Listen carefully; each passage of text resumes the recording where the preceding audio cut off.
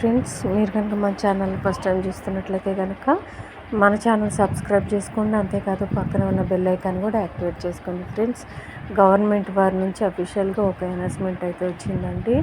అదేంటి అంటే ఇందిరమ్మ ఇళ్ళకి ఎవరైతే అప్లికేషన్ చేసుకున్నారో వారందరికీ భారీ ఎత్తున 83 లక్షల వరకు అప్లికేషన్లు అయితే వచ్చినాయంటండి. వాటిని అన్నింటినీ కూడా ఆన్లైన్ చేసేసారు. వాళ్ళల్లో ఎవరైతే నిజమైన అర్హులు ఉన్నారో వారందరికీ కూడా గుర్తించి వాళ్ళందరికీ కూడా అంటే ఇల్లు కట్టుకుంటామంటే ముందుగా ఇచ్చేది వాళ్ళకే కాబట్టి ఇది ఇల్లు కట్టుకునే వారందరికీ కూడా స్థలం ఉండి 5 లక్షల వరకు శాంక్షన్ చేస్తారండి. అది కూడా 4 ట్రిప్పుల్లో ఇస్తారంటండి. ఫస్ట్ ట్రిప్పు బేస్మెంటు, తర్వాత గోడలు, చుట్టూ గోడలు కట్టిన తర్వాత దాని తర్వాత వచ్చేసరికి స్లాబు, దాని తర్వాత కంప్లీట్ అయిపోయిన తర్వాత ఇలాగ 4 ట్రిప్పుల్లో డబ్బులు అయితే ఇస్తారు.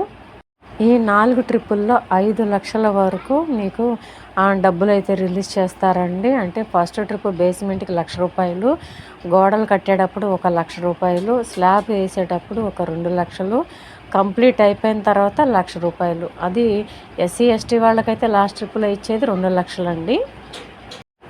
ఈ ప్రక్రియ అంతా కూడా 3 నెలల్లో కంప్లీట్ చేయాలని చూస్తున్నారండి.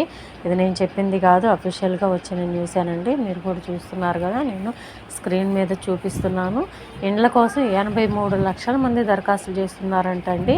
ఇందులో మరి ఎంతమంది అర్హులు చేస్తారో ఎంతమంది అనర్హులు ఉంటారో తెలియదు, కానీ ఈ ప్రక్రియ అయితే వేగవంతం చేస్తున్నారండి. ఇది కూడా పాత పద్ధతిలో అంటే ఇంతకుముందు బీఆర్ఎస్ గవర్నమెంట్ ఇచ్చిన విధంగా ఏదైతే లాటరీ ద్వారా సెలెక్ట్ చేసి ఇచ్చారో ఏ గొడవలు లేకుండా అలాగే ఆ ప్రాసెస్ని కంటిన్యూ చేస్తారంటండి. లాటరీ ద్వారానే ఇస్తారంట. సో ఇదండి ఈరోజు వీడియో కనుక నచ్చినట్లయితే మీ ఫ్రెండ్స్కి, ఫ్యామిలీ మెంబర్స్ అందరికీ కూడా దయచేసి ఈ వీడియోని షేర్ చేయండి. వీడియో నచ్చితే కనుక ఒక చిన్న లైక్ ఇచ్చి సపోర్ట్ చేయండి. Thank you.